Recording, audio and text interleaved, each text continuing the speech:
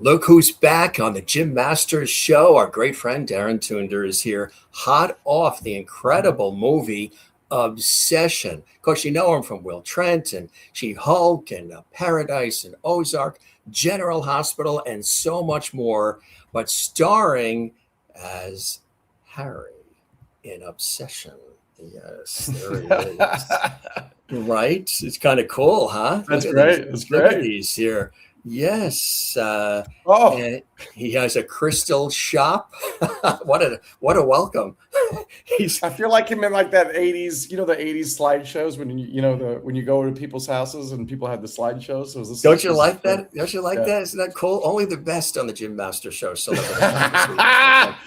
This movie, everybody knows about it. It is incredibly popular. Rotten Tomatoes, and everybody's been talking about it.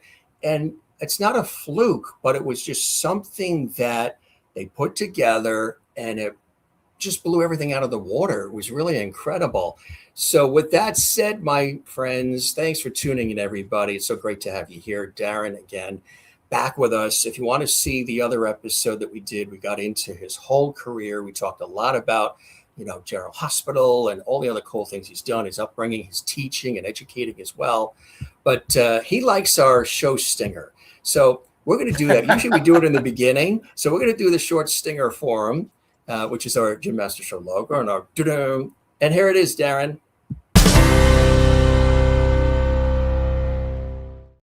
Yeah. Now it's official. Now you're officially on the Jim Masters Show, Celebrity Conversations. How have you been since we chatted last, my friend?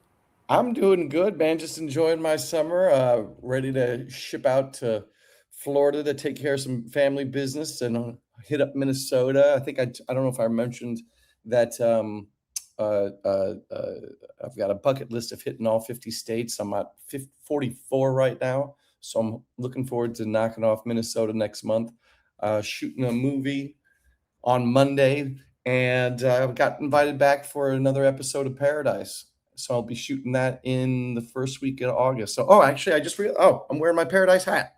So that's a funny. But so that's what's kind of been going on for me. It's been fun summer so far. Well, didn't you have an amazing conversation with Bill Burr too?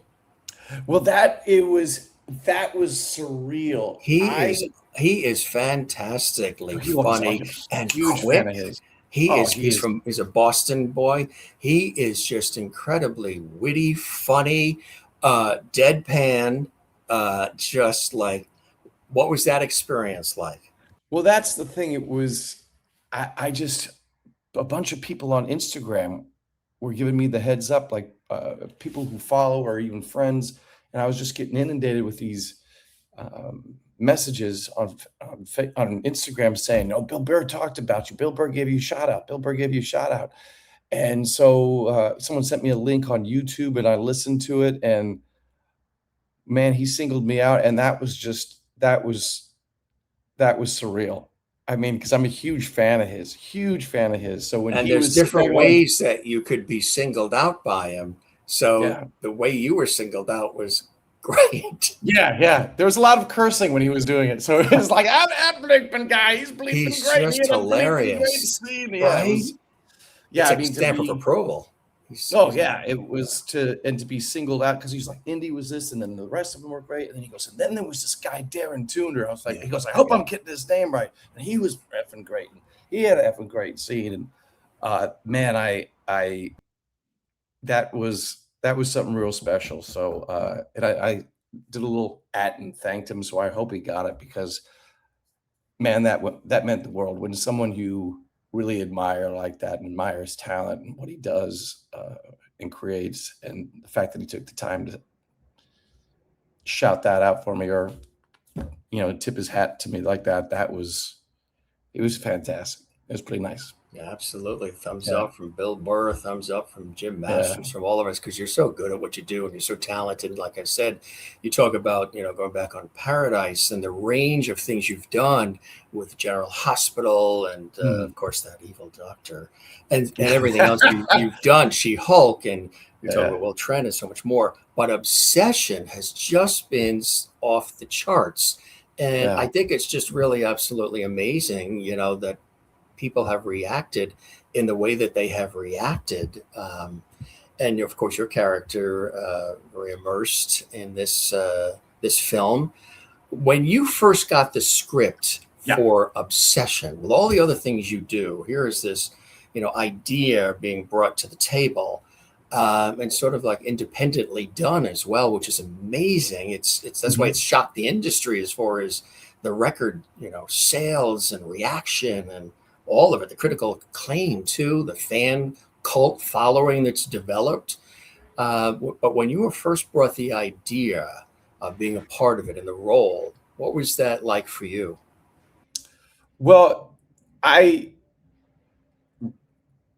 read the breakdown of the character, and I said this in an Instagram reel where I usually play these white collar roles like executives, lawyers, anybody who's just got usually a lot of money and uh, thinks a lot of themselves. Very self-involved, pompous people, just jerks. And so when I get this, and it's this guy who Well, you works should at have a heard, folks, what Darin demanded for the lighting too for this conversation.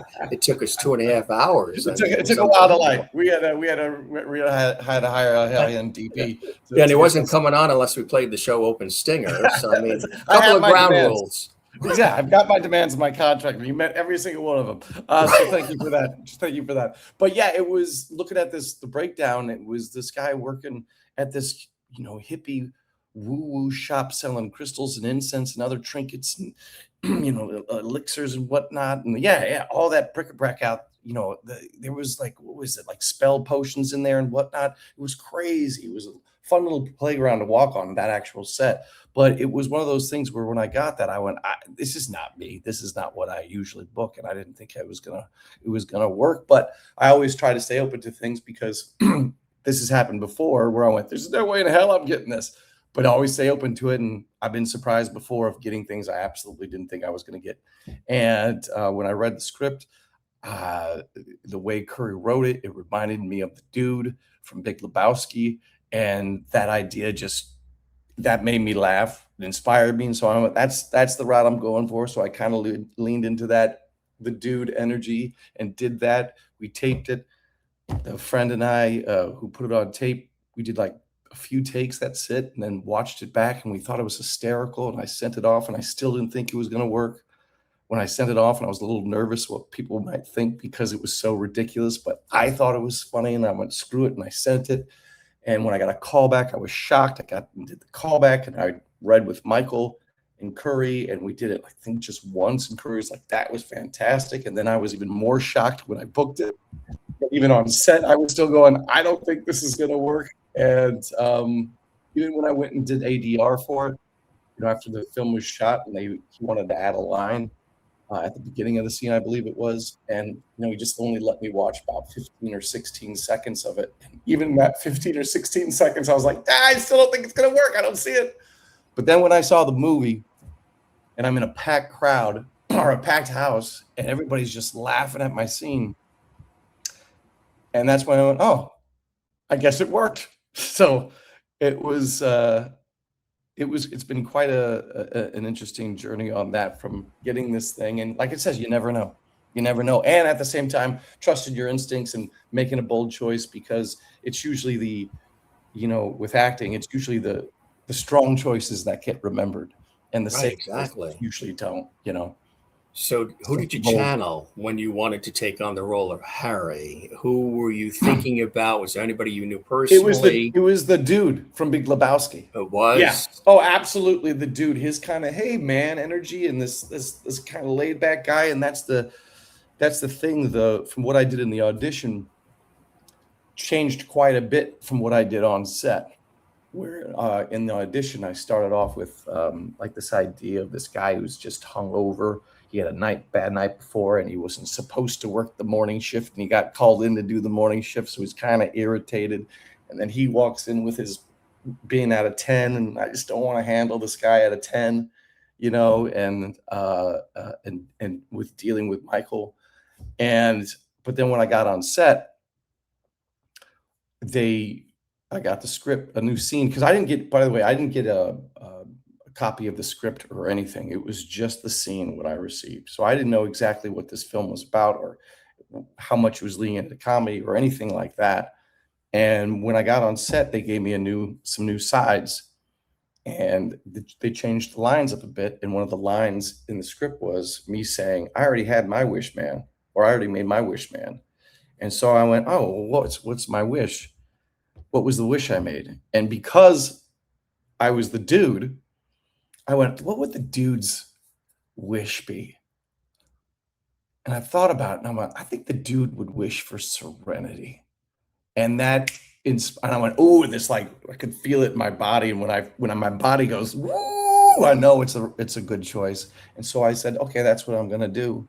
I'm going with serenity." And that shifted the character a little bit to a little bit more calm. And then at the same time, as they were shooting Michael's footage, I was kind of seeing what was going on. And as an actor, sometimes you can read a room, and reading that room and seeing what he was doing, I went, "Oh, I kind of see what's going on here, so I might need to bring about a bit." And plus the fact that he was playing it he was, seeing him covered in blood and him playing at a 10. I also thought it'd be funnier if I grounded my character even more and played him a little bit smaller. And I kind of played him a little bit bigger in the audition. So kind of grounding him a little bit more, because the other one was grounded. It was just playing it a little smaller, closer to the vest. That changed, I thought, the whole dynamic of the scene. And I thought it was really funny of watching Michael at a 10 and me just at a, "Hey, man, you were like at a 10 right now, and I need you to come down to a 3, man."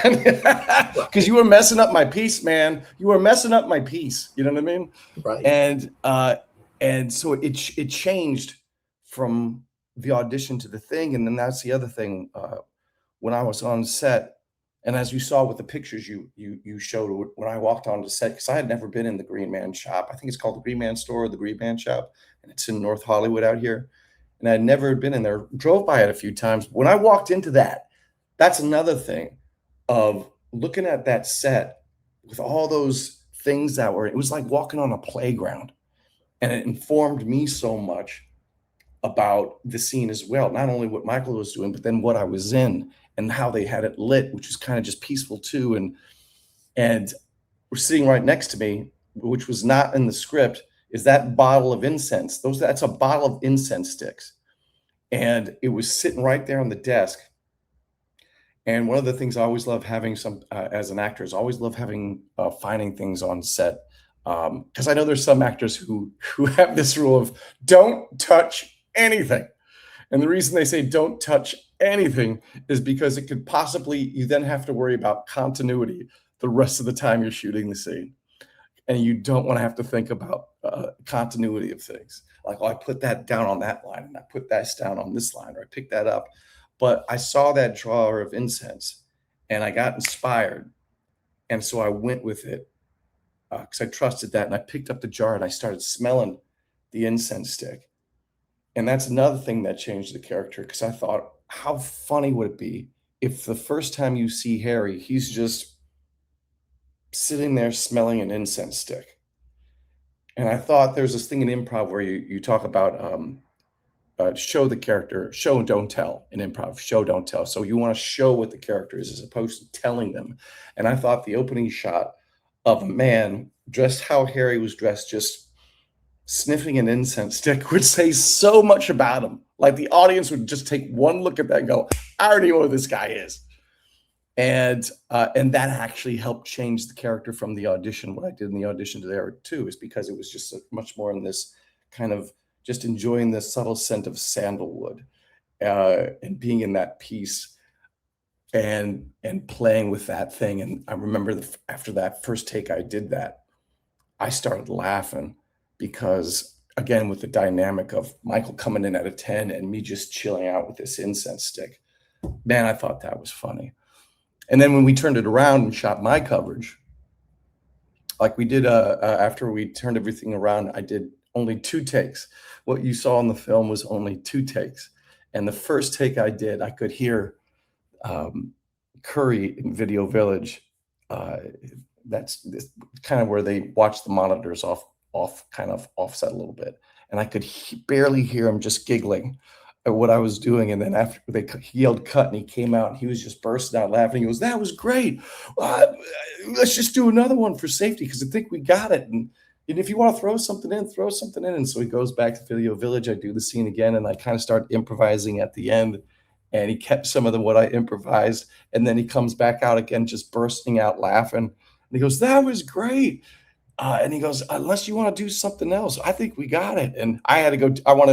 I had a class I wanted to go teach. I had to get the sub, and I hate missing my classes. And I was like, "If you think we got it, I'm good." And he goes, "I think we do." And so what you saw in that movie, that was just 2 takes. That's incredible, huh? Just 2 takes. Well, because you took it and you knocked it out of the park. So you had some latitude, some input into the progression of the character, how the character is presented. Sometimes it's just stick to the script and that's it, but they gave you some breathing room with the character. Well, that's the thing. That's awesome. I was sitting there, I gotta tell you, I'm gonna be honest with you, Jim. I was, on the day of the shoot, as I'm getting into wardrobe and they're doing makeup, and I'm still in my head. I'm just in my head thinking, what the hell am I gonna do? I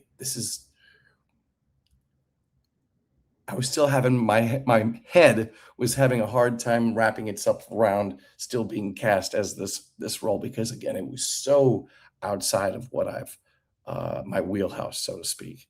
And I was still questioning, what am I going to do? What am I going to do? And I just was like, well, just trust. And then when they gave me the new sides and I saw some words change, and that was kind of inspiring too, like at the top of the scene, which was different from the audition, where I'm messing with him. He goes, "Where's the One Wish Willows? What's One Wish Willows?" I'm going, "What's a One Wish Willow?" And I'm like, "I'm just messing with you. They're right here." And I'm like, okay, well, that's informed me something about the character. But what was so fun was what made the experience so much fun is going onto set, still not knowing exactly what I was going to do. Reading the room, seeing what Michael was doing, taking in the thing, finding that incense stick. So it gave me something to do. And that's another thing I highly, I like doing, and I recommend actors doing, is find an activity. Because the moment you're doing something, you create an action. So that whole incense stick and picking that up, now I'm doing something. So instead of being in my head, I'm in my body. And in the act of doing something, it keeps you in the moment. And in the moment, that's when you start finding things and being open to discovery. You heighten and explore. I'm going to try this. I'm going to try that.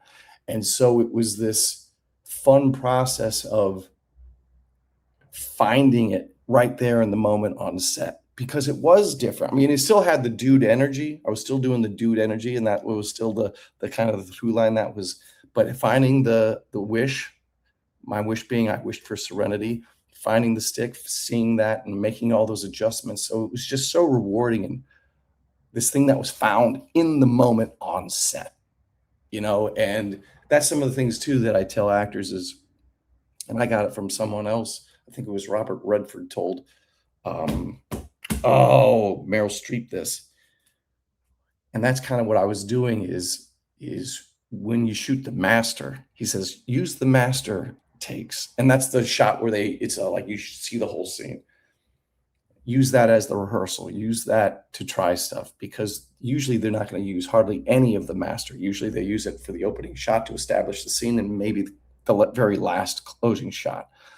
But what's great about not being the lead too is they almost always shoot the lead's coverage first. And usually when they're shooting the lead, that's when I like to play sometimes. Go, let me try this. Let me try that. Let me try this.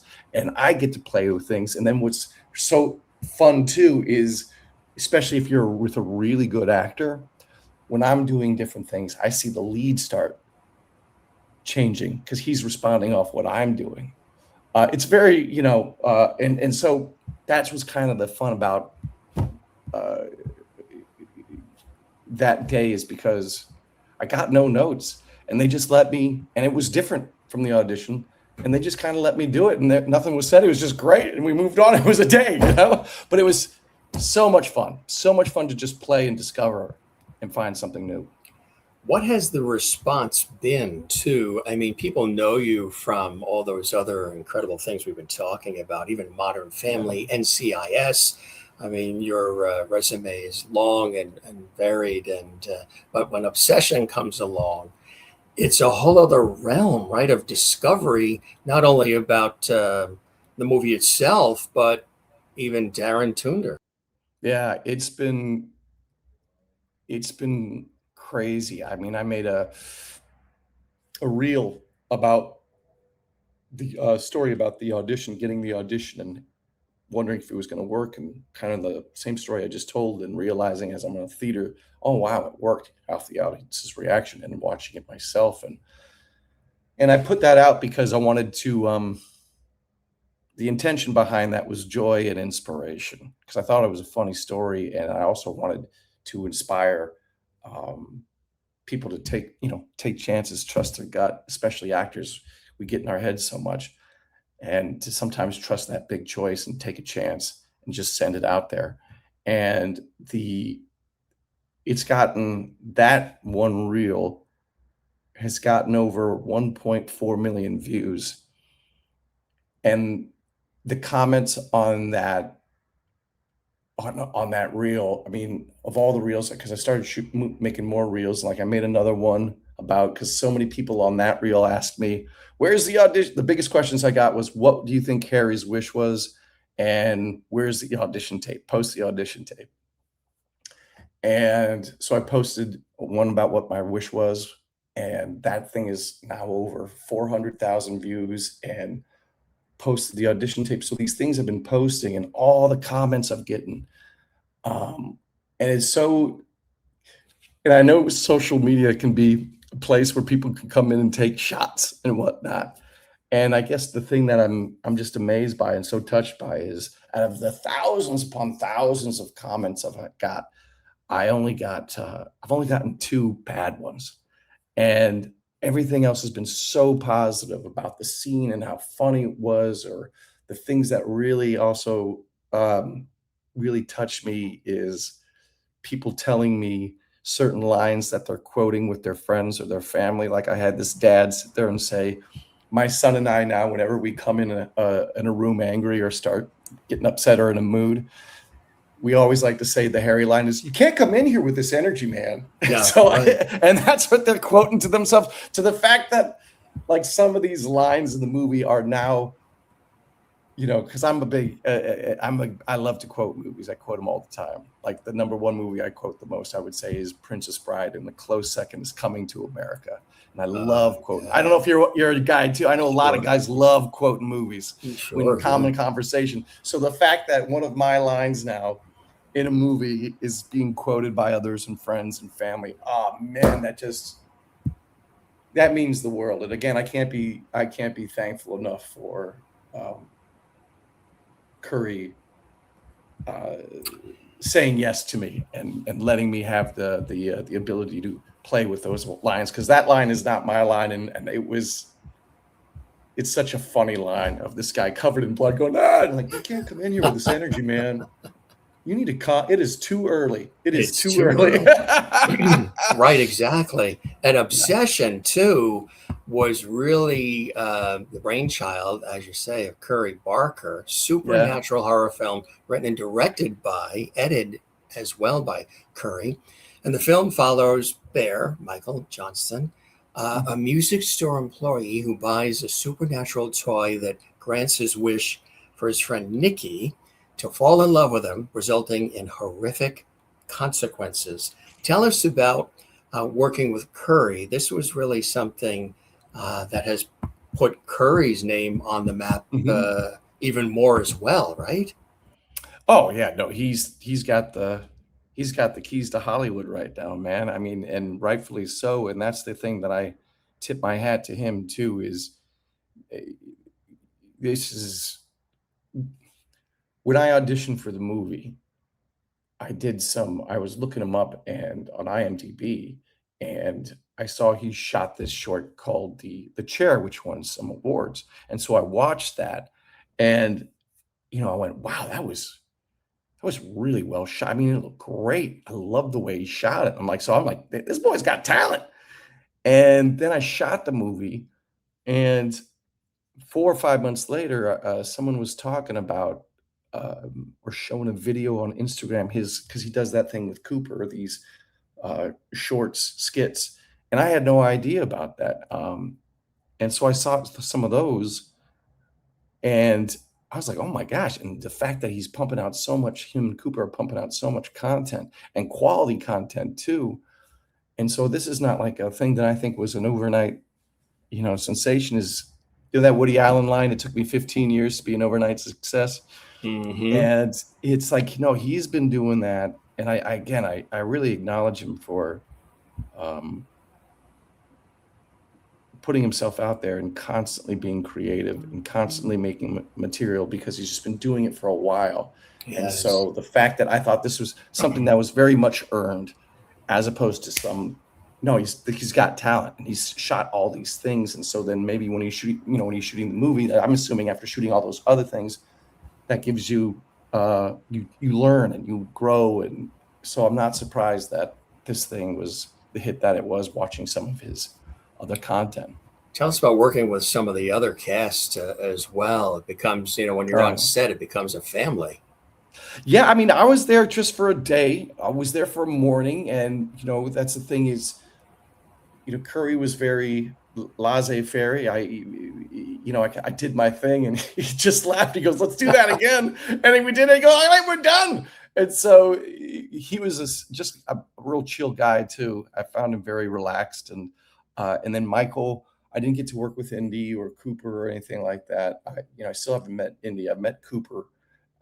He's a sweet guy too, and Michael was just a sweetheart, super sweet guy.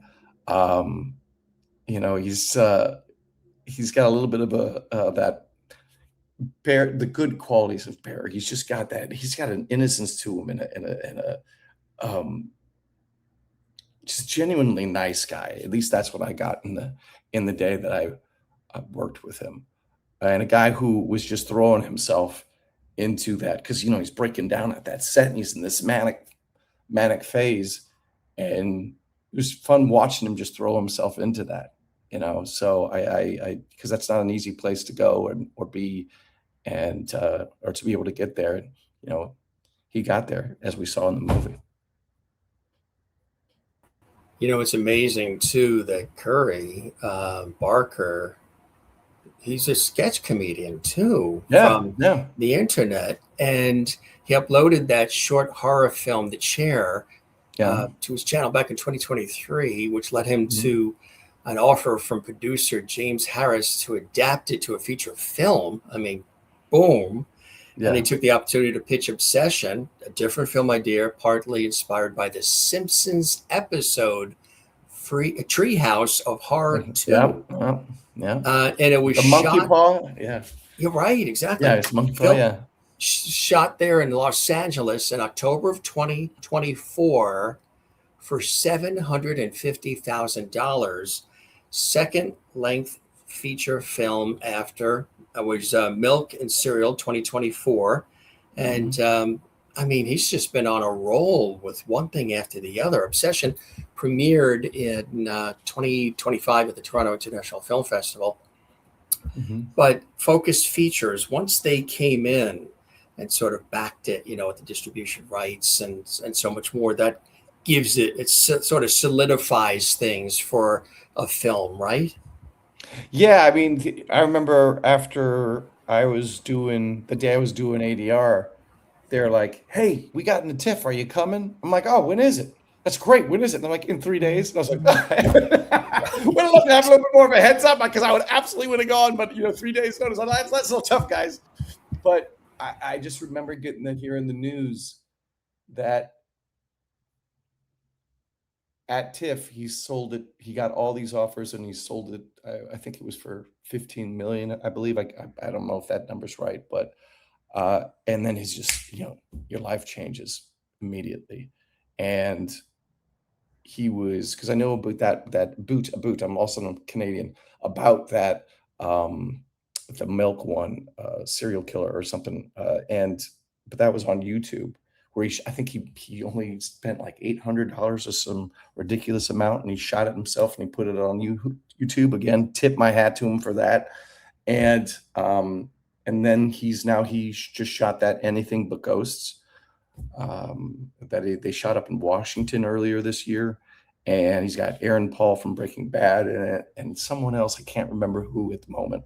And then I hear he's thinking about or talking about making Obsession into a TV show, like a eight episode miniseries, and having having that concept, because there's so many stories that could be told about people's wishes. I was like, and it reminds me kind of like Twilight Zone-ish, Right. Where you could absolutely do something like that. You could adapt it. Yeah, or like a Creep Show, since he's a horror fan like that. Like, did you ever watch Creep Show back in the day? Sure. Yeah, absolutely. And so doing something like Alfred Hitchcock Presents. Night Gallery. I mean, all of those, right? Oh, were you a huge Twilight Zone fan? His daughter Anne Serling was a guest on our show. Really? We talked about him. You should go back in the archives, or anybody watching, go back in the archives. You can see our really extended, exclusive conversation we had with Anne. She still lives in upstate New York, in the area where Rod hailed from, Binghamton, New York. There's the whole Rod Serling Memorial Foundation. Every summer they get together in his hometown and they do this whole festival. It's incredible. And one of the things that Anne said, if you didn't see that interview, she said that Rod, her dad, who she still misses to this day, gone way too soon, was nothing really like what we saw on TV. Very stoic, very sort of, with the cigarette and whole, which was perfect for the Twilight Zone, just perfect persona, perfect everything. Absolutely. But he was so hands-on, obviously, with the series too. But she said at home, he was incredibly funny. He wore clown masks and he played around with the kids, and he was a dad and a husband, and he was warm and loving and relaxed and fun, not the persona. And she wrote a book about it too. And it was really to get the story out that what you saw was a persona for television, but the real Rod, my dad, was warm, loving, fun, and would be playful and kid, and that was really cool to hear that about Rod Serling, the great Rod Serling, the genius. Oh, he was fantastic. You have a favorite episode of Twilight Zone? That's a tough We'll be back for part 3 with Darin as he lists. Just say the whole story. Yeah, those marathons that they have. Oh, when I was a kid, man, and they would do the Twilight Zone marathons, I would just strap in and just 4th of July, New Year's. Oh my God! And I'm trying to think what was. I think the first one I saw, while you think about it, the first one that I saw, because I was introduced to it by a friend when I was a kid, fell in love with it, was Midnight Sun, the one where, and I believe the main character is Lois Nettleton, and she's a painter, and she's in her apartment, and she has the landlord, the older lady, I forget the actress that played her, but she was legendary too.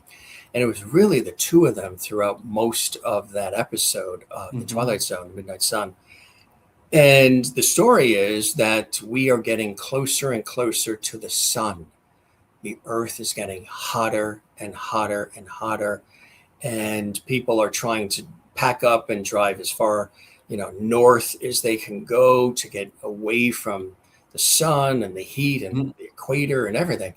And it's just the story of them in the apartment, and the power goes out and the fan stops, and they only have one, bottle of ice water left. And I don't want to give too much away for people who have never seen that episode, but it's the idea of the two of them trying to get through this incredible situation.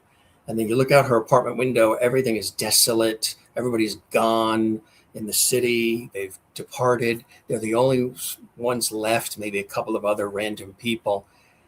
And she's in a nightmare, it actually turns out. She was ill. She had the flu. They both sort of pass out and maybe pass away. But then it turns out to be a total dream. And it's actually the opposite. And you hear on the radio as the doctor is visiting and leaning over her, and she's stretched out in the little cot that's set up in the kitchen, that we're actually moving further from the sun, and things are getting colder and snowier. And so it's at the very end that the whole thing you've been led to believe is a total twist. And it's the opposite. We're not going closer to the sun. We're going further from the sun and running out of energy and heat, and just amazing. They did that really well, where you'd get through a whole episode. It's kind of like with M. Night Shyamalan in Sixth Sense, where you take this journey and you think it's this thing, and then the last minute whammy does this twist. And, because I'm thinking of now some of the ones that I really enjoyed, like the woman one of the big famous episodes was that woman getting plastic surgery to look normal, and masks. And then there was that one where the people were inheriting. They had to sit through the whole night with the mask on, and then they were miserable and greedy, and they wanted the grandfather's money. And then there was they took on their face took on the personifications of that mask. I thought that was fantastic. The other one was there was this one about the little kid where you couldn't think a negative thought. That was played by Billy Mooney. Yeah, and the little kid could read the mind. Oh my God, could you imagine? What a nice thing said. You couldn't think bad thoughts. You couldn't think bad thoughts. Could not think bad thoughts. Yeah. And then there was also the one with like Jack Klugman, where he was like a pool shark guy, and he made a deal with the devil. Yes. And then there was the one with the dummy. Do you remember the one with the ventriloquist and the dummy? I just saw that the other night. And the twist on that was funny. Yes. And then I remember like in the late 80s, they did a reboot. And there was a really good episode because they did that, and right after that or right before that was like Amazing Stories, where Steven Spielberg did, and that's where like one of the things that kind of got Kevin Costner on the map. Or big thing that he did. But there was this one episode which I thought was so interesting, where these world leaders are together and they're fighting and they're arguing and and then this alien comes down and he interrupts the whole meeting and he goes, "What you guys doing? This is really disappointing. We created you on Earth." And they're like, "You're our creators?" Like, "Yeah, we created you. We put you down here. And we're so disappointed of how you guys are behaving. If you don't change this, we're going to come back and we're going to destroy your Earth unless you change this." And they're like, "Oh my God." And the alien leaves, and then they get to work, and they, are fighting and arguing and and then the alien comes back, and the leader of the United Nations or whatever says, "All right, we've finally done it. We've acquired and achieved world peace. Are you happy?" And then he went, "No. This is not why we put you down here. We put you down here as entertainment. We don't want peace. We want wars. We want to see you guys fight. It's entertaining to us. You've completely failed." And they just denied and blew up Earth. And I went, wow, what a great twist. And a lot of these episodes of The Twilight Zone reflect reality, society, their stories and messages. And that's one of the things she said. She said a lot of the stories came from either Rod's childhood, his time in the military, things he saw and experienced, and about his life. Like the one where the guy wants to keep going back to Willoughby, and he goes on the train, and it keeps that idyllic, beautiful town where everybody's happy and all the kids running around. That's Rod Serling's childhood in Binghamton, New York. A lot of it came from his own experiences, but a lot of it, the messages that are in The Twilight Zone, reflect a lot of what's going on today. And you can really see, there was one cool one that I really liked. I love all of them, but you may remember the one where the couple, the husband and wife, they wake up, they're next to a tree. And I guess they had a night of drinking and partying at some company party. And they're sort of bickering back and forth. "No, you drove. No, you were the one that drove. We must have crashed the car, and now we're in this town. We have no idea where we are, and boy, you're the one that, really kicked them back. No, so did you, honey, and blah, blah, blah. All right, we had a great time together. And they're in this town where it's a beautiful, regular suburban town, but they don't see anybody. But they keep hearing this little girl giggle. And then the church bell rings and they get relieved, thinking, oh, they must be gathering for the church service. Let's go. At least there's got to be people there. And they go in and there's nothing. There's nobody in the church. They go in this place, there's nobody. They run up to a car parked on the street and they see like a person in it, and they open up the car door and they touch the person and like a head rolls off or something. It's not real. It's a dummy. It's the whole thing. They're looking for humanity and there's nobody, but they hear this girl giggling throughout, and they're running around the town, and they finally think, oh my God, are we in hell? Did we die? What has happened? We're trapped in this town. They get on a train that goes nowhere, comes back to the same spot, and they can't escape this place. And there's no people.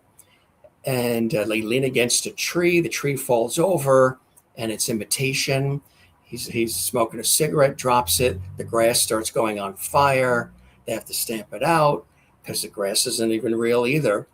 And then all of a sudden, again, I hate giving it away, but this shadow starts going over them and over the town as they hear this girl giggle. And all of a sudden, the shadow is getting closer to them, and they start screaming and, holding on to each other. And all of a sudden, they're in this little girl's hands, and they are her play people. And that's a play set. And the mother's with her, and they're looking to, put them back there. It's time for lunch or whatever. You can play with them later. And it's something to do with, they were, of course, not of Earth, but they didn't dwell really on that part too much. Just the fact that, you never know if maybe you go out at night drinking and you crash, you can end up on a little girl's play set in another planet. So those good. Twists, those Rod Serling twists. Just great. The twists. Obsession, has twists too. Yeah. When you saw it after it was completed, what did you think? What was your reaction? What did you, because you knew and you acted in it, you performed in it, and then you get to see it. What was your impression? Because obviously, again, it's developed this cult following now. Oh, well, I was really impressed with the gift shop owner. No, it was good call, Jim. Good call. Bring that up. I really enjoyed it. And I just thought the thing I would say mostly blown away by was, well, again, the Indy's performance was just phenomenal. I mean, that was how she would kind of come in and out as Nikki, and then whatever possessed person she was. I just thought was so incredibly good. And then there were moments, I very rarely do I have chills going up my spine, but the way Curry shot some things with her. Like there was this one moment where she was in the corner and she started walking backwards or something like that. And my spine was like, it was, so the fact that he got like a few spine-chilling moments from him, genuinely spine-chilling moments for me, was telling me, oh, this is fantastic. And then, I went and saw it again. And because I had two friends who hadn't seen it yet, and they really wanted to watch it with me. And I was like, okay, so I went and watched and saw it again with them. And what I enjoyed seeing it the second time was catching the things I didn't catch the first time. There's all these other little idiosyncrasies or moments where I didn't see Nikki before, where she was kind of hiding, like crossed in the hallway really quick, or just hiding in some shadow or something like that I saw. Or even the fact there's this moment where at the beginning of the movie where the bear's cat died, and it died on a certain place on the rug. And then there was a moment in the movie where he leaves. For the people who've seen him, maybe know exactly what I'm talking about, where he leaves and she stays just standing, waiting for him at at the door, and she pees on the rug and pukes. I think I'm pretty sure there's puke. And and I noticed, I was like, oh wow, she's standing and urinating right on the spot, the exact same spot as the cat died. So it was things like that, finding those little things that I hadn't seen the first time, because I was just sitting there and enjoying it, and being able to see it a second time and seeing those layers that he kind of put in it. And other things about the One Wish Willow, like the tune was different every single time someone broke it, or they pulled it out of the box. And again, the layers and everything he put on there, on top of just the intensity and the scariness of this, because I thought it was more, to me, it was more of a, it is a horror movie, but I thought it was more of a thriller, like a psychological thriller. Right. And man, did he just, and because of that, I thought he nailed that. He nailed that.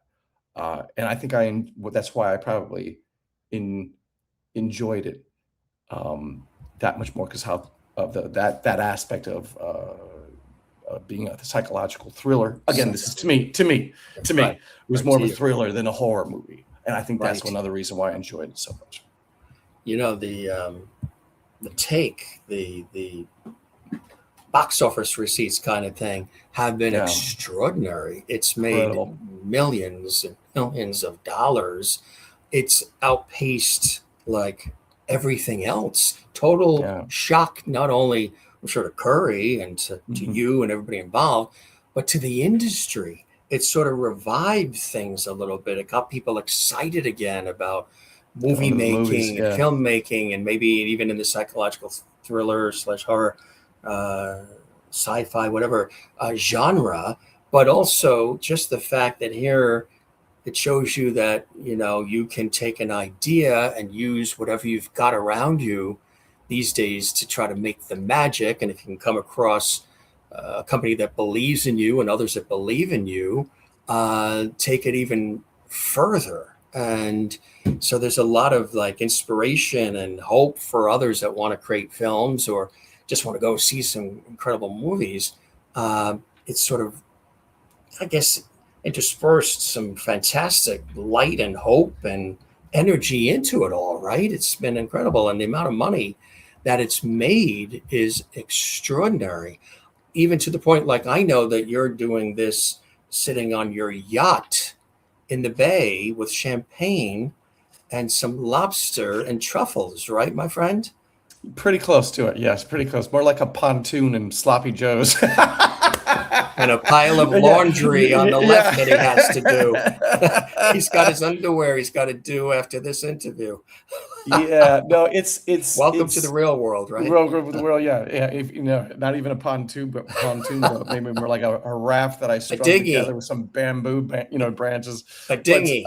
Yeah, a dinghy. Or what is it, Kontiki? Like that Kontiki raft. Remember that short story Kontiki?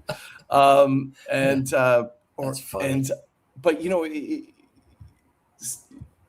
this is what it's actually something one of your guests said to me once. Todd Stashwick. You had him on as a guest. That's correct, right? Didn't we talk about that? Yeah. I think we talked about. Did we talk about that on the first time we were together? I think so. Yeah, and he works all the time, and I remember years ago, I asked him, you know, what's a secret to you constantly working so much or getting work? And he said, I give you one phrase there. And I'm like, what's that? And he goes, go make your cookies. And I'm like, go make your cookies. And he goes, yeah, go make your cookies. Because if you make your cookies, people will come and want to eat the cookies. And I went, wait, is it kind of like what you're saying is like in a cartoon, like in those Looney Tunes or Tex Winter cartoons, where the person would make the pie and put it on the windowsill, and then the scent would go out with that hand. For those people who know which cartoons I'm talking about, the hand of the flavors, and the scent would go across the yard or across yards, and then tickle the dog's nose or whatever, the fox's nose, and bring it to the pie, and they would eat the pie. Is that what you're talking about? He goes, exactly what I'm talking about. When you make your cookies and people see it, and then people want to come and start eating and buying your cookies. And, you know, I think that this has just been another example of, here's this guy Curry who made his cookies. You know, he made his cookies. He made those shorts. He's created those contents, and then he made those skits, and then he made that short, and people were coming and digging them. And then he had this, like you said, they wanted to extend the chair, and he had this idea, and they said yes, and now he made that, and now, and again, because he's made that too. Now all these people want to eat the cookies, right? You know, and so it is that thing. What I think is so great about nowadays is, especially in the creation of YouTube and Instagram and TikTok, is it's so much easier to create this content. And I'm going to take that back. I'm not saying it's easy, because it is a lot of work. Like you doing this, I'm sure it is a lot of work. So I'm not going to say it's like a full-time. I work full-time in TV and radio and all, and have since the beginning of time. But this becomes like a full-time task. Yeah, really. And the fact that so I'm really careful with saying, you know, it's easier to create the content, because still it's tough to create and constantly do it and come up with new stuff. 6.5 years already. 6.5 years fantastic, as of now, and like almost 1,600 episodes. Yeah. And I know that's like one of the things that I really like on Curry's Instagram. I think there's a line right underneath his profile picture in the bio that says, I think it says, I may be butchering it, but he goes, I think it says, I'm happiest when I'm creating. Yeah. And I'm like, that's something to that, you know. And it's built into all of us, isn't it? Yeah, yeah. It's built in. You know, I got to tell you, I think there's, you know, I have this little philosophy on life, that if you're doing these three things, you're living life right. And from all like the quantum physics and all that stuff I've been watching about the universe and everything, and I think if you're doing these three things, you're living life right. And one of them is creating. If you're creating something, and that could be anything, that could be creating a family, or just, you know, a painting or a podcast. And as long as you're creating, you're doing it right. And then the other one is growing. You know, as long as if you're growing somehow, some way, you're doing life right. And then the other one is connection. If you're connecting with something, connecting with people, connecting with a piece of music, connecting with nature, like walking barefoot, looking up at the stars, anything that has to deal with connection. Very important. Man, I really think if you're doing those three, or community, creating a community, or even with growth, if you're growing a business, or just any way you're growing something or yourself, if you're doing those three things, I think you're knocking it out of the park, you know. Absolutely right. And if you're floating in the ocean, that's nice too. That's nice too. Just chilling and being not in a rip current, but I mean, yeah. Hey man, there's nothing more fun than just sitting in an inner tube going down a river and enjoying something about just letting go, and I'm just going with the flow. Letting go, exactly. You know? Yeah. That guest you mentioned, I don't think he was on the show, but you mentioned him before. Oh, I mentioned him before. Okay. Yeah, but hey, again, when you're at that coffee shop with him and Shatner, tell him come on the Jim Masters show. And matter of fact, our friend Darin said in the beginning off air that he thinks I look very Star Trek, Captain Kirk today. Captain Kirk, yeah, that color is just like Captain Kirk had. Beam me up, Toonder. And you have the look and the charm and everything of Captain Kirk, man. Captain, my captain. Beam me up. Would you have loved to have been a part of the Star Trek franchise? Are you kidding me? Yeah. You know, that's just, and even the thing that happens afterwards is, because again, this friend of mine, Todd Stashwick, I can't remember the name of his character, but he was in Picard season 3, and it just looks like he was having so much fun playing this scoundrel of a captain, kind of like a Han Solo in Star Wars, and then the fact that he's now gets to be part of those conventions and cruises and experience like these adventures with the fans is fantastic. And just being in that world, any kind of sci-fi world, must be just so much fun to play, especially if you get to throw on, I know being in the makeup chair is tough sometimes, or it can take hours, but man, there's being able to throw on that makeup and just being able to play in these different kind of characters when you get those kind of roles. Oh man, that'd be so much fun. So Who are much some fun. folks that have inspired you, and either you've worked with them and they've mentored you, or you just watched them and learned from them, or just people over the years, even when you were a kid, that you looked up to and they inspired you, even maybe to the point of wanting to do this work? It was, hands down, like Lucille Ball watching I Love Lucy. And excuse me one second. I gotta plug my computer in real quick. I Love Lucy. Tim Conway on the Carol Burnett show. Get out of here. That guy was, Unbelievable. oh Him my, with Harvey so Korman together, the dentist sketch, so funny. ad Or him as the libbing, fireman. Yeah, him as the fireman. I remember there was the an old episode where man. he was saving Harvey from Yeah, a fire as a fireman, and the building was burning down, and he's just moving, doing that slow and thing.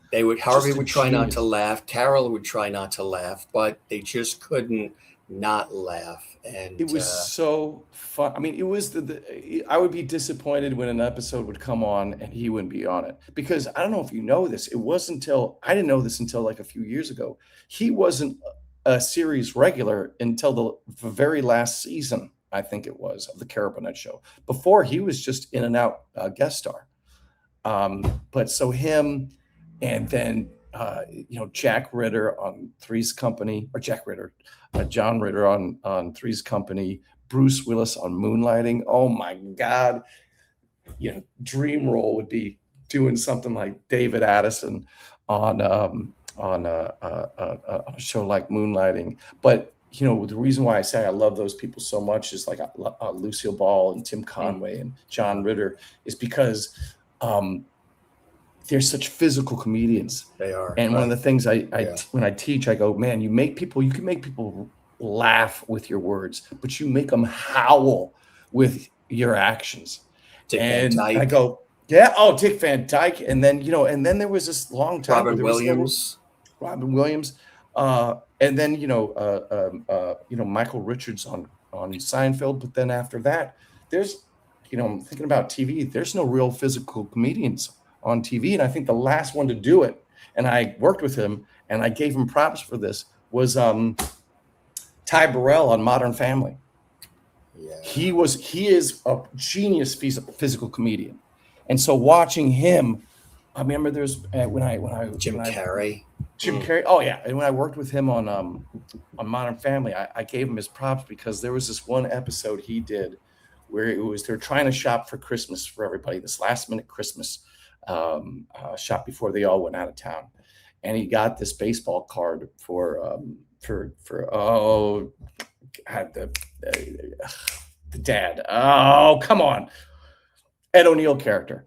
And for Jay. And he got this baseball card, and in the moment, Manny was scared of the guy who was giving Ty Burrell the baseball card, or Phil Dunphy the baseball card, and he accidentally tased Phil or Ty, and Ty was slowly just having these shocks and aftershocks because he got tased, and this mint condition card of Mickey Mantle, he kept crumpling it, and every time he would do this, he would go mint condition, good condition, poor condition, worthless, and he walked over to this a dumpster to throw it away. And as he walked, he was just doing this jittery walk. I think I watched that thing 20 times because I thought it was so just brilliantly executed as a physical comedian that I almost thought that he actually got tased. That's how good it was. I wondered if he actually got tased.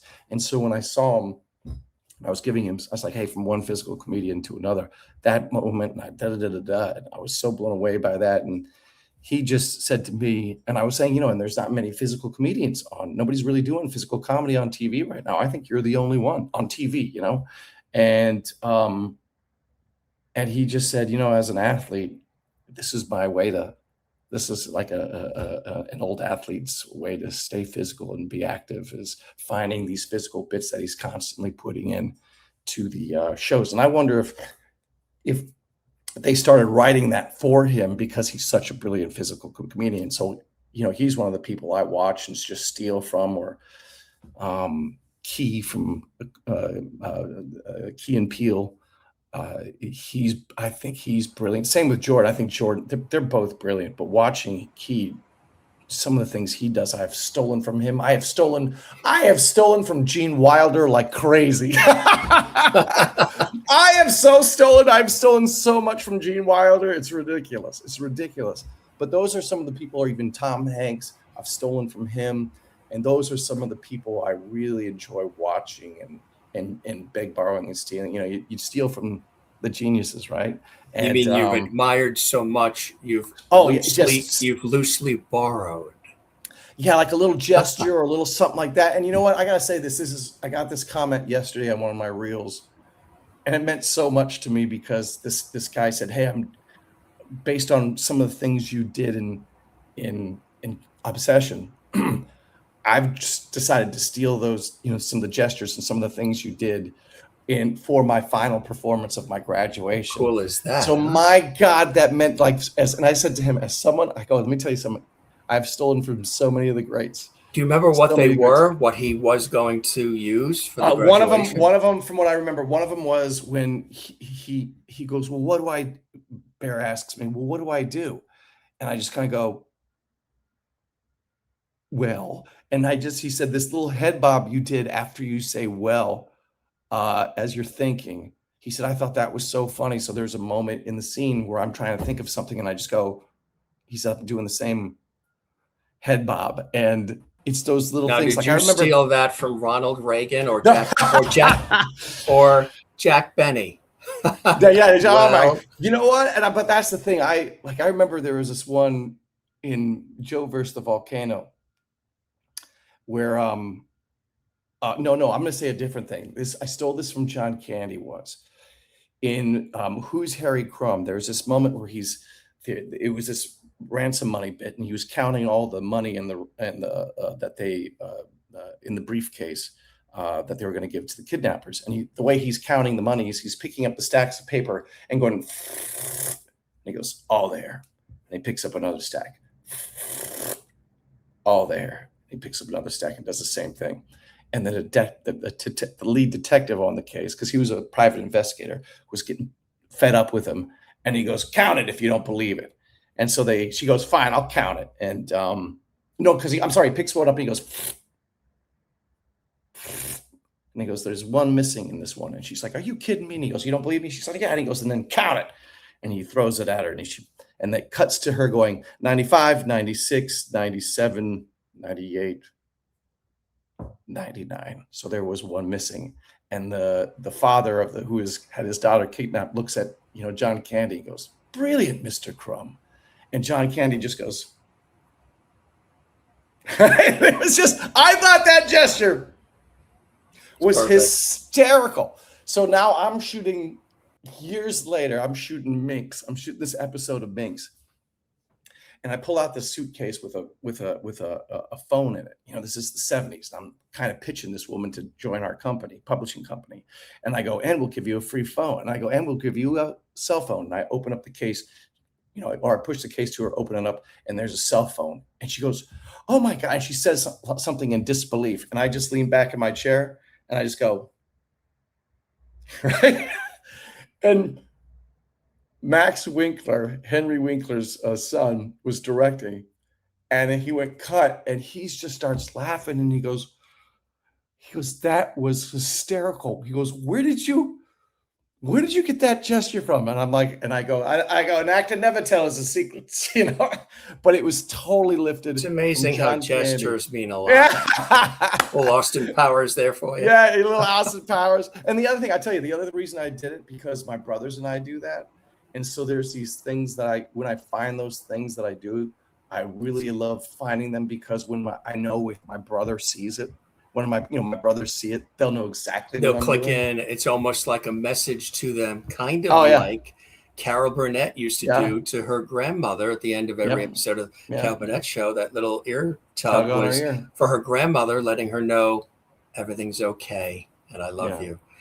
Yeah. You mentioned John Candy, who was hysterically funny, as was Phil Hartman and Chris Farley, of course, and Belushi. all gone way too soon. But talk about physicality and just the ability to be to put like 110% of themselves and their energy into whatever characters. It seems like you have this because you've played some pretty interesting roles and characters over the years. We talk about, of course, Dr. Montague on General Hospital, who wasn't necessarily comedic. No, like he was this not. Is General Hospital for all the GH fans out there. We talk about this extensively on the other episode. Look back in the Jim Masters show archives, folks. We talk about his whole time on GH and all these other shows he's been in. But you were really great as sort of the evil doctor in General Hospital too. Your range is extraordinary, but it does seem like you have inside this love of and bent for comedy. Is that something you would like to do more of? Yeah, absolutely. Life can be hard, and we all have enough drama in our lives. And if I have an opportunity to do a drama or a comedy, I would say 9 times out of 10, I'm gonna pick the comedy, because that was what meant so much to me. Watching I Love Lucy with my mom is, we were having a tough time growing up, and that half hour or the half hour of watching I Love Lucy and then watching Tim Conway on the Carol Burnett show with her, it was just, that hour of time to me was like this little pocket of joy that we had, of where we forgot about our concerns or forgot about the struggles for that hour of time, that little pocket, and it was just filled with joy. And to me, that's one of the things that excites me most about doing comedy, or excited me the most about wanting to get into acting, was the opportunity to go and create some pockets of joy in the world.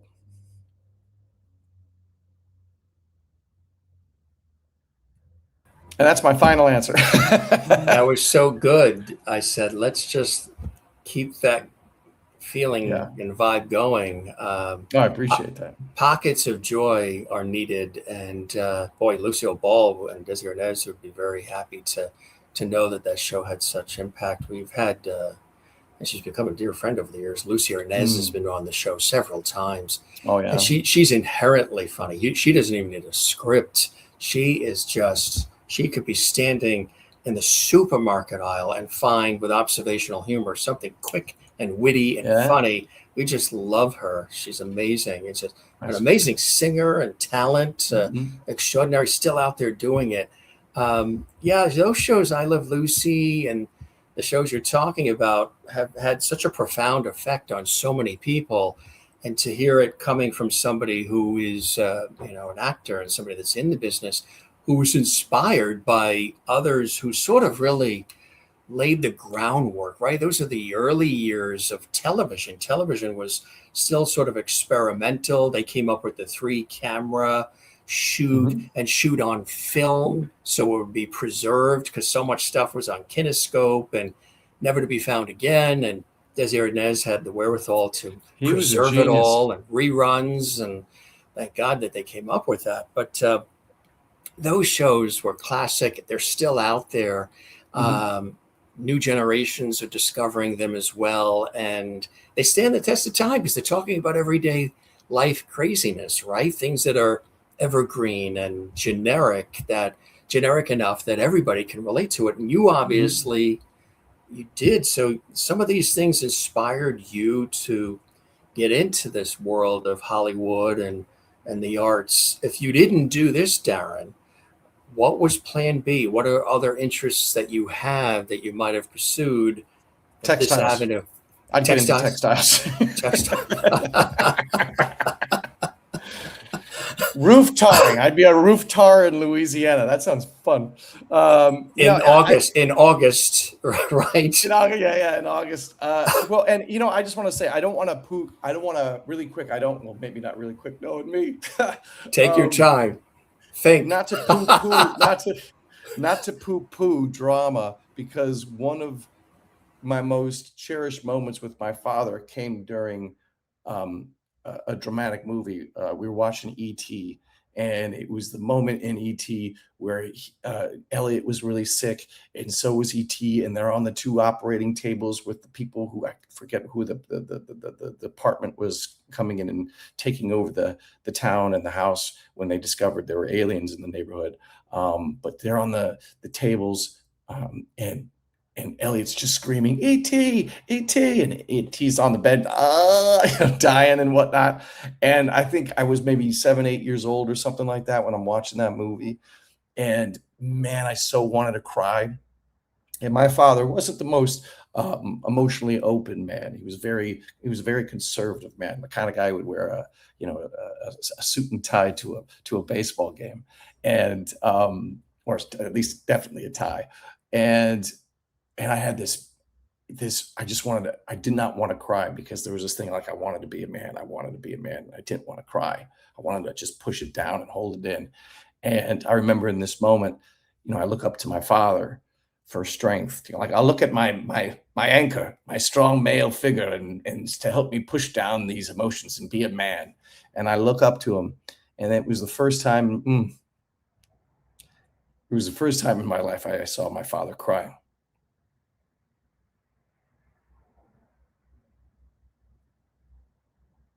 And that had a huge effect on me.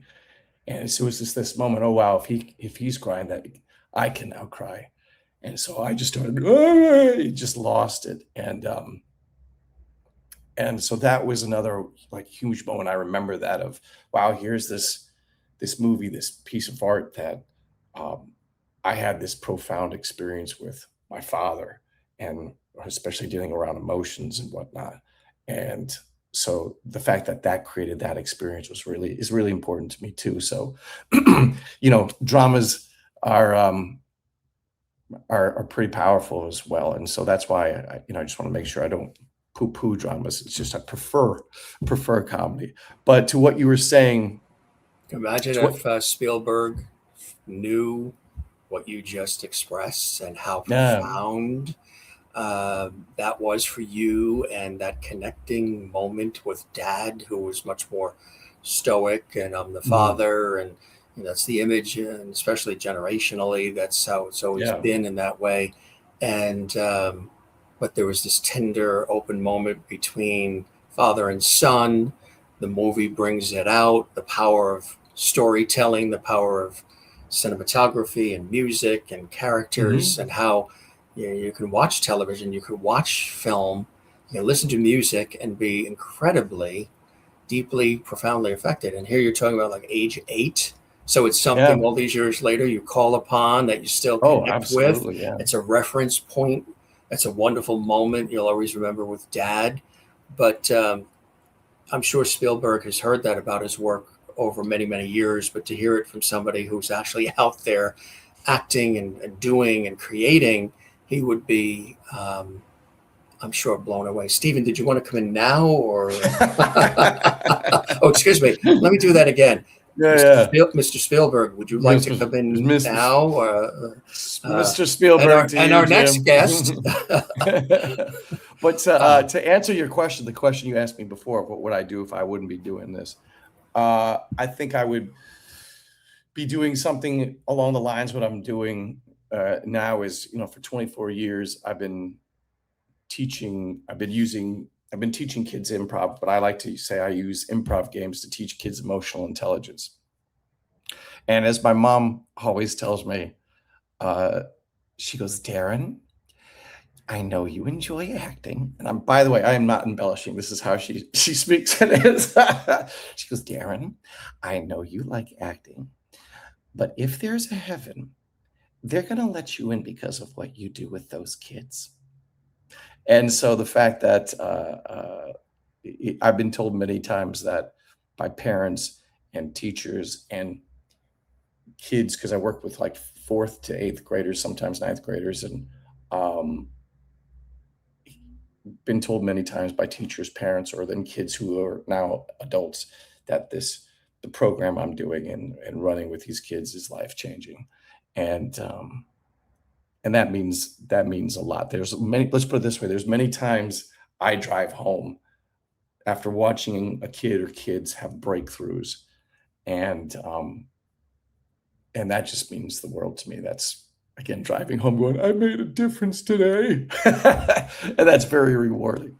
Very rewarding. Right, exactly. Yeah. You've been inspired by people, and you're now paying it forward. And when they get a chance to see you on screen and on television, all these shows, NCIS, Modern Family, the list goes on, GH, and then they actually get a chance to work with you and listen to you, and because you've made it, you're out there, you're hustling, you're doing, and you're on film and television, and you walk the walk, talk the talk. So they're super inspired, and they think it's cool in that regard. But then they get to pick up the nuggets. But it seems like it isn't just the way you teach. It isn't just the rote book stuff. Okay, you do this, make sure you hit your mark and smile and remember the lines. But you seem to really be able to, when you do it through all the characters that you've played, touch into the reason for it all, the humanity of it all.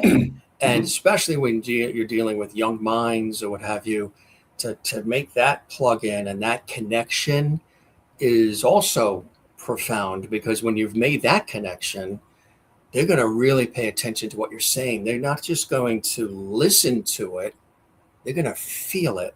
And as we know, it's like the big why question. I always ask why with a lot of things when I talk with people, not just the who, what, when, where, how, but the why, because I want to feel it.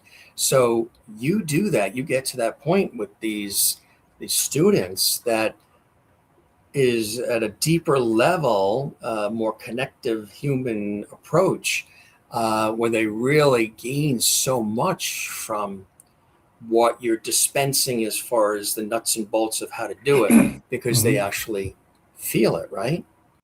Well, it is that I think you learn best by doing. And instead of sitting through a lecture, like one of the things I tell my kids, one of the biggest things I tell them, or let me rephrase that. I said, if there's one thing that you get out of my class or taking these classes, is that you take chances, you take a leap of faith, like be bold and take a leap of faith. Because when you do that, you create experiences and you can grow. And I have this saying, it's a lot of, I go, this phrase where I say safety is where the pain resides. A lot of times it's a lot more painful playing it safe than it is to take a leap of faith. And so I go take chances, go take leaps. Now, I could sit there and give a lecture about that or say something like that, and it'd be all on sort of this cerebral word level, right? But what I do is we play this game that it's called Kitty Wants a Corner. And every time I've seen it play, even when I was in class, improv classes and teaching improv classes, every time I watch people play it, whether it's kids or adults, people play it so safe. But the more they play it, the more they start taking risks in the game. And I talk about this as we're playing, and then after we finish the game and everybody starts really taking leaps of faith and taking chances, and the game is just really fun and active, then I sit there and I go, okay, let's have a talk. And I talk about that, talk about leaps. And I go, what was it like when you were playing the game, when you were playing it safe? Because a lot of you, it's about switching chairs, and you don't want to get stuck in the middle as you're switching these chairs. And I go, what was it like, playing it safe like that? And what was it like when you were taking chances? What was more fun? What was going in your body? What were you experiencing in your body when you were afraid to get up out of your chair? What were you experiencing in your body when you took that leap? And so now, instead of me just saying a lecture to them and then go with that, they actually had a visceral experience of what it was like to choose fear or choose being courageous. And that's something I think you carry with you. You feel it and know it in your body. And I think that's a bigger difference than just lecturing some kid about taking leaps of faith. Very true. Absolutely. It also applies, into the sports world too. And tell us about some achievements in softball. This guy does it all, folks. I did my research, Darin. Yeah. He did. I do my homework. I'm a nine-time, I think, 8-time or 9-time. I have to do the count again. Softball champion. I won in my lifetime. I've won 8 or 9 softball championships, and I probably should have won more. But we lost. There was a couple of those games that were just so crushing. So I am fortunate enough to come home and 8 times or 9 times and tell my girlfriend, look her in the eye and go, honey, you're dating a champion. So that feels good. And then when you walk in the room, this happens. Yeah. This is a gesture I'm trying to bring this gesture back. I don't think enough people do this. Yeah. Or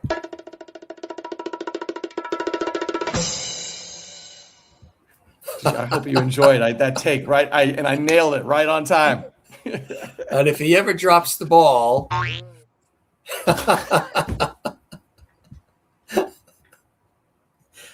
whatever you need, Darin. What is this, Michael Winslow? This is the Michael Winslow hour with all these sound effects. Exactly. Oh, Jim Cramer, Jim Cramer, his talk show.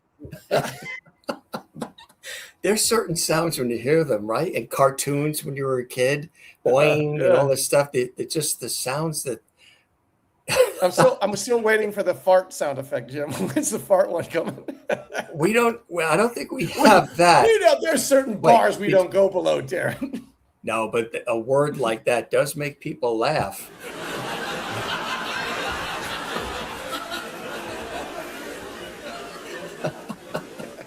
Do that all the time. See? You got it all down. Only the best on the Jim Master Show. Only best. What else is, you mentioned Paradise. For anybody who hasn't seen Paradise, tell us about your involvement in Paradise and what's coming up. Maybe not a spoiler, but what can people expect? Because there's a big fan base for Paradise too. Yeah, I can't tell. The first season was great. I mean, I was on 6 of the 8 episodes, and that crew was such a nice, lovely group of people. I had a bunch of them over for ribs. We had this like rib fest, as I call it, because I was talking to people and we were talking about having this conversation about ribs because I think my neighbor makes. His name is Randall Letty, and he makes the best ribs I've ever had in my life. And anybody who tries them says the same thing. So I was kind of bragging about his ribs. And other people said, well, they had rib recipes. Say that 3 times real fast. And I had a bunch of people over, and we just had a great time. And that's the thing, one of the things I love most about acting is actually the head of the showrunner of General Hospital asked me once, what's the thing that you love most about acting? I said, the people.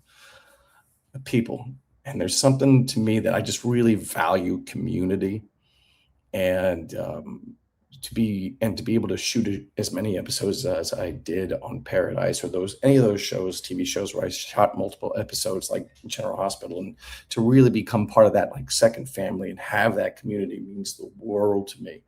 And especially, I thought I valued community already, but then after COVID, it just went through the roof. I even valued it even more. But, Paradise, that first season was so much fun. And that episode, I think it was episode 6 or episode 7, when it all went, how it went down, how the world had that catastrophe. Man, that episode was so good. To be a part of what people were saying was one of the best episodes of television in years. Oh my gosh, it meant the world. And I was excited to get invited back for season 2.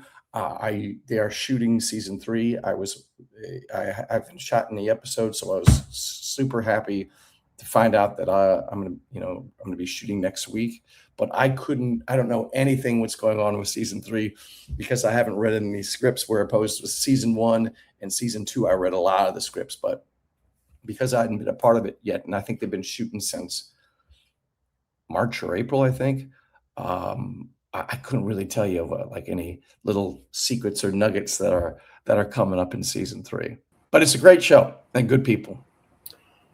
You know, all the characters you've played so far in your career, Darin, which character is closest to who Darin really is?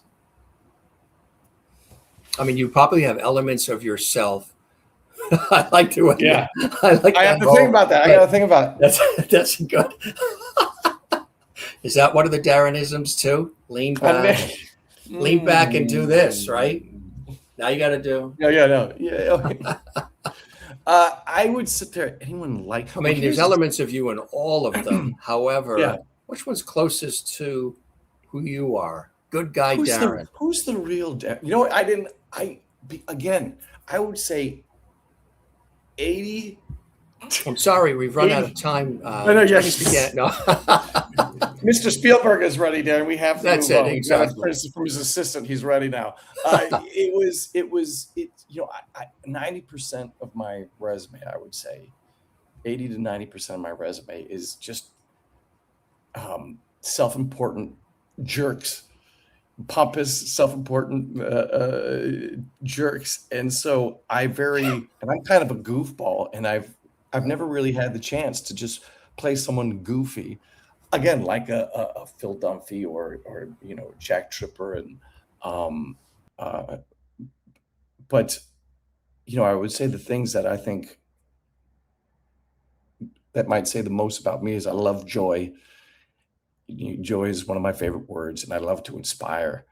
And have I played anybody that is just the personification of joy and inspiration? And as I'm thinking about it, I can't think I have, because, like I said, most of my resume is just assholes, just not evil doctor on General Hospital, exactly. And everything else.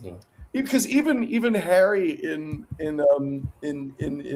Obsession had a little bit of asshole in him too. You know what I mean? He was a little bit of a jerk messing with this guy,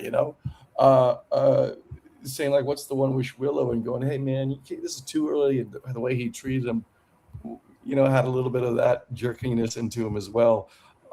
So I guess what I'm saying is maybe I'm just a jerk.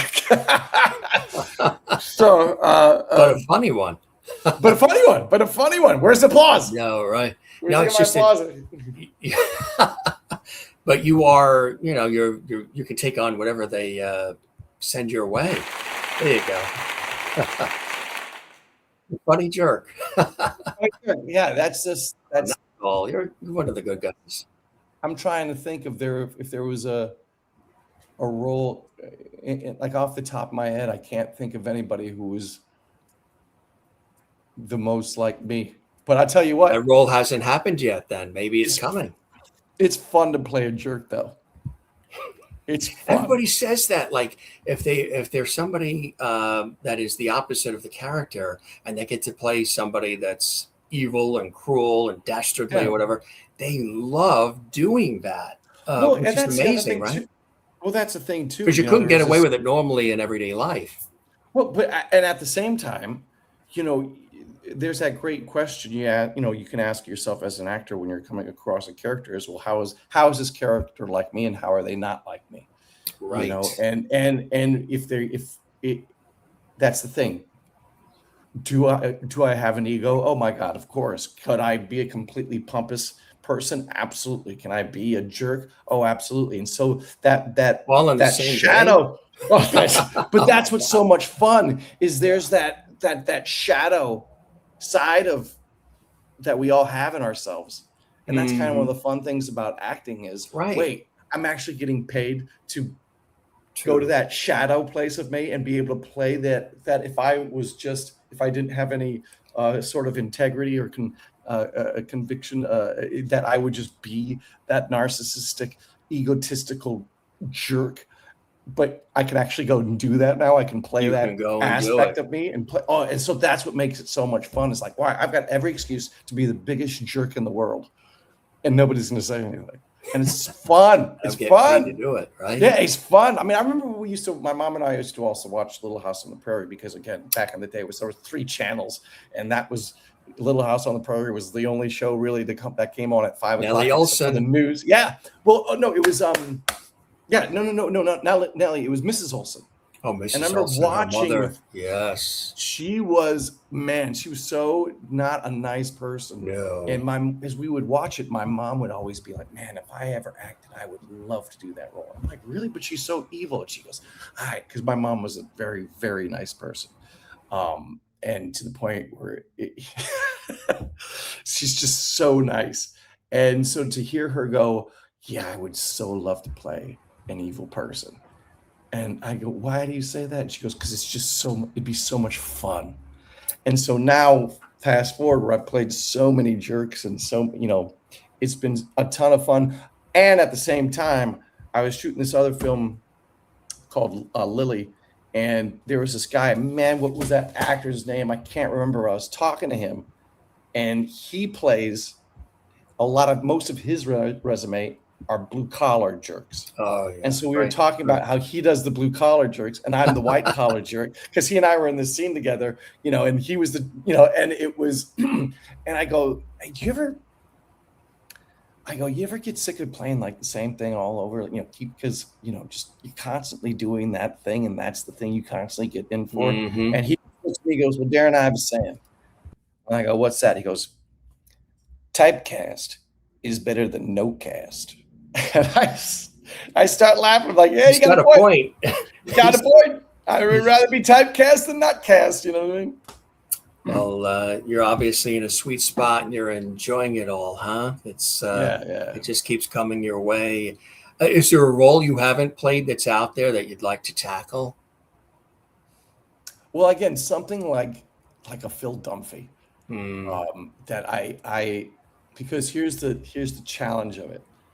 The challenge of it, that's a real tough part of comedy, is when it's funny and you want to lean into the funny. And sometimes when you do that, it's not funny, as opposed to keeping it grounded, keeping it in truth, and letting it just flow and happen. Right. So not only would it be just a ton of fun, I think it would be a huge challenge for me. I have this one director tell me this sometimes when I work in front of him, and he calls it the call of the wild. You get this call to be funny, but when you do that, it's not funny, or it's not as relatable. You're overthinking it. You're perfecting it, right? Or I'm like, here we go. Isn't this hilarious? And I'm not putting on this performance. Where's the pie in the face? Right. As opposed to keeping it real and grounded, and that's what makes it really funny. So that, and also just, it's just, again, so much fun just to find. That's the one thing. He recently passed away, but I got to work with Jim Burrows a couple times, and watching him work and finding, like for example, that thing that I found with that incense stick is something I think he would have been real proud of. This bit, I'm finding this physical bit from something I found on set in the moment, and seeing him, working with him on stage and then on a set, and seeing him find those physical bits or those little moments of, and sometimes even a phrase or a word, makes it so much fun. That's one of the things I love about comedy too, is what's here and then what can we find that to add and to make it funny, or what can we find in the moment. And those moments where you find something, and especially if it's great, oh gosh, that feels so good. And it's so joyful. It's so joyful. And so that's something to be able to consistently, and that's the other thing, going to work and just laughing all day. I mean, who wouldn't want to do that, where you're just playing and laughing the whole time, playing these funny scenes and finding things. That's something I would really love to be able to do. Are you writing? Do you write a lot? Have you? I have written. Well, I've been writing screenwriting and things for yourself. I have never sat there and written a screenplay, but I I have been told the things that I've written. I've written some monologues. Actually, looks like I'm going to be performing one here in Los Angeles on at this show called Rant and Rave, um, uh, like August 10th. And it's just, they give you a topic and you write a monologue on it. And, I did it before, and I've done a few other things, writing like a monologue about your life or whatever, or this instant and whatnot. And I really enjoy it. Like, I really enjoy writing, but I've never sat down and just tried to write a screenplay or anything. But I got that book. There's this book for screenwriters called Save the Cat. I got that. So I'm looking to dive into that more and writing more. What would you say to the 10-year version of Darin growing up, or the 8-year-old version watching ET with Dad, and then now all the success and all the wonderful things? And have the parents, did they get a chance to see some of this success and the good things happen for you? Yeah, no, my parents are, fans, and they love, they try to watch if they watch pretty much every, I don't know, if they watch everything I do, if I let them know about it. Right, And, exactly. Right. But my mom, Tune in tonight at 8, I'm on. Yeah, but that's the thing. My mom, because she was watching the General Hospital episodes, and I just remember she called me up one day, and she's like, Darin, I'm having a hard time watching these episodes. You are not nice. This is not my son. This is not who, and it's you scare me. I didn't raise you this way. She goes, can't they give you something nice to do? And I was like, Mom, you remember Mrs. Olsen? Remember when you told me you'd love to play Mrs. Olsen because she's evil? Well, I'm doing that. I'm doing the things that you would love to play. I know, but you're scary, Have you had instances over the years where people saw you in a dark, sinister role, like, of course, the doctor on General Hospital or other things, where they let you know that they don't like you, or you shouldn't do that, and don't say that, because, like you reference, I think I mentioned it last time, Little House on the Prairie, and Allison Arngrim's been on our show multiple times, and she was Nellie Olson. And now there's this whole resurgence with Little House on the Prairie, 60 years old or 50. And they've got a new revamped version on Netflix and the whole bit. And she's got an actual character that she's a role in it. I think it's a one-shot deal maybe, but people used to come up to her, even when she was an adult. I can't stand you. I never liked you. And then when they talk to her, they realize she's Allison Arngrim. She's funny. She's real. She's nothing like the character Nellie Olson from Little House on the Prairie. How about you playing some of these dark characters? Do you have people come up and say, get out of my way. Get off my lawn. Whenever I don't know if I told this story last time, and please tell me if I did. But it is, I think this story is one of my favorite moments of my acting career, to tell you the truth, where I'm at this dinner party and we're sitting there eating, and there's this guy, he's 77 years old. He's sitting at the head of the table. And one of my friends asks, so how's General Hospital going?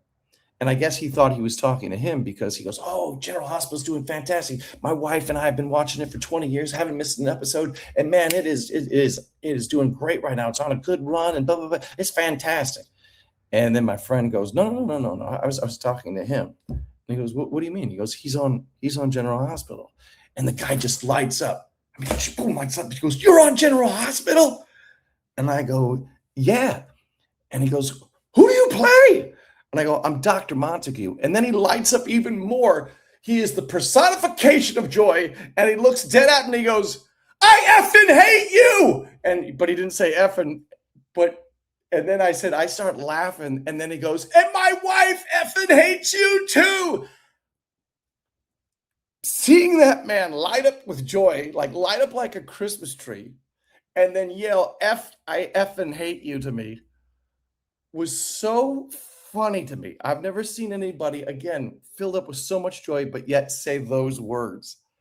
And man, did that make my day. And then what was your response? I was just laughing so hard. I was laughing and I'm doing my job. Hard. Yeah. And he goes, I didn't even recognize you, man. And I go, yeah. He goes, because you are so evil in that show. And you are so, sitting across from me at the dinner table, you are so gregarious and full of light. And he goes, that's a testament to your acting. That's a testament to that. In fact, I don't even recognize you. And you're sitting right there, which made me laugh too. He's like, that's a testament to your acting. And so that's cool. Meant that was such a wonderful moment. And then oh my gosh. And then whenever I go to the, every year they have these General Hospital fan nights. And I've gone to one or two of them. And the first time I went, and I actually told this story at that thing, and going and talking to everybody and joking around with everybody. And that's what these people said. They're like, it's usually the people who play the most evilest characters are the ones when you meet it, they're the nicest people in person.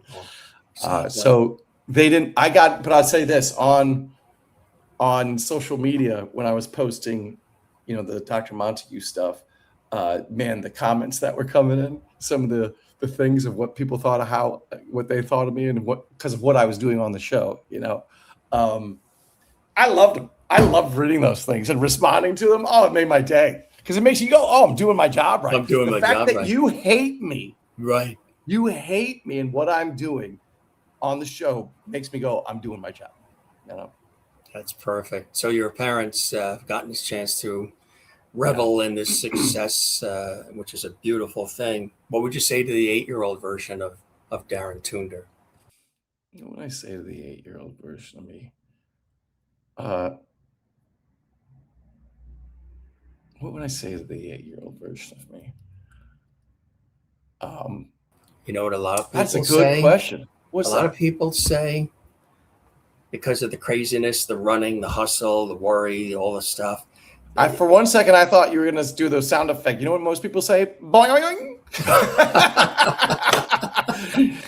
Go ahead. What would you say? The crust and the hustle and everything? I apologize. That it's going to be okay. Mm. A lot of the folks who have come through, that's one of the first things they say. It's going to be okay. Breathe. It'll work out. That's what they'll say to themselves now if they were talking to that younger version of themselves. How about you? I think I would just calmly approach my 8-year-old self and take him by the shoulders and look at him and just say, run! Get out of here! Run! Yes, you can. Now, I would say,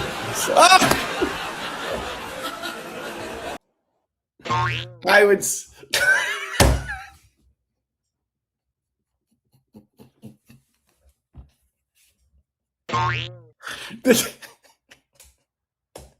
The fact that you hit that again right after the applause.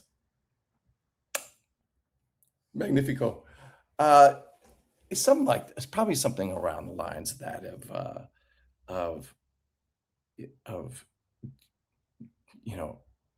because I've been in there's been a few occasions where I have been scared of walking into a job or something like that, or scared of walking in position.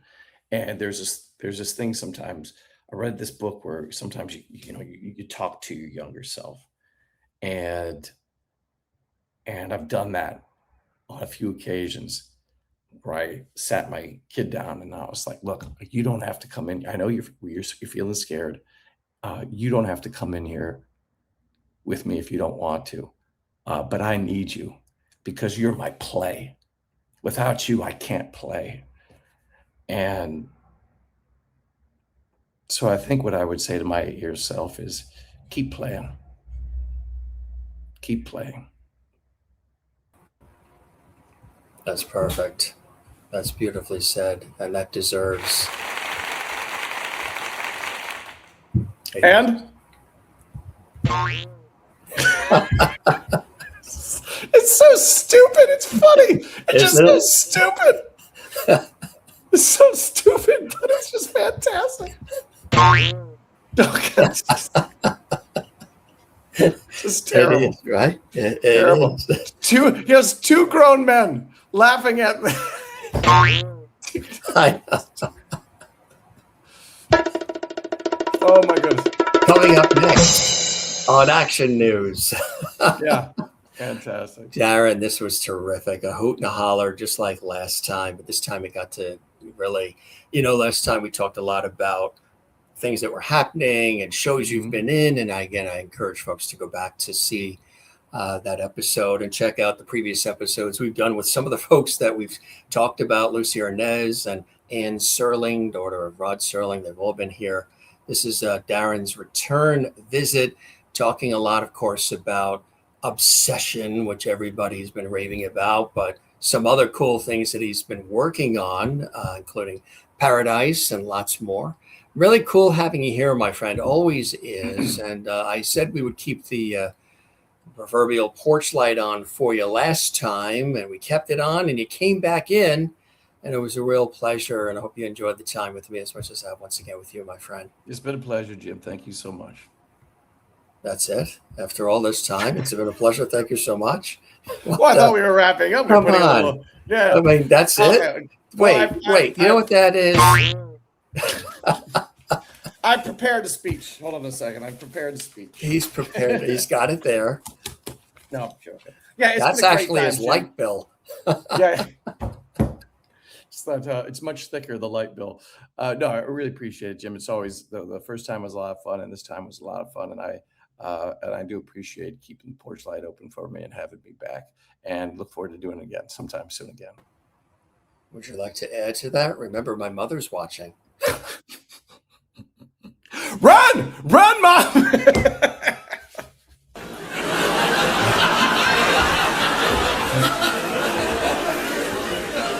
How about this? I'll say this to you, Mom. You done good, Mom. You done good. You created a gem here. So good on you. I tip my hat to you. Good stuff, my friend, and always a pleasure. I think I told you this before. My father said something really wise to me. Just a real character, somebody who was able to observe life, and he's able to look at things in this crazy world we're in and come up with some witty, funny observations. It's probably where I got a lot of my, humor from, and the wit is from Dad. And my father, who grew up in New York City, and he grew up 2 blocks from Tony Bennett and Astoria, with his Irish wit and wisdom. 7 years old, he tells me, now I'm the 5th James. So back then, Jimmy.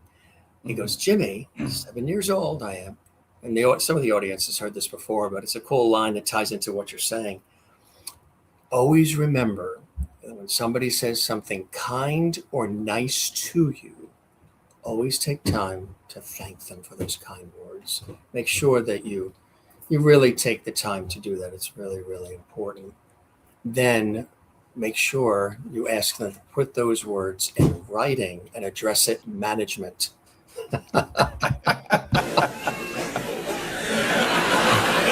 There you go.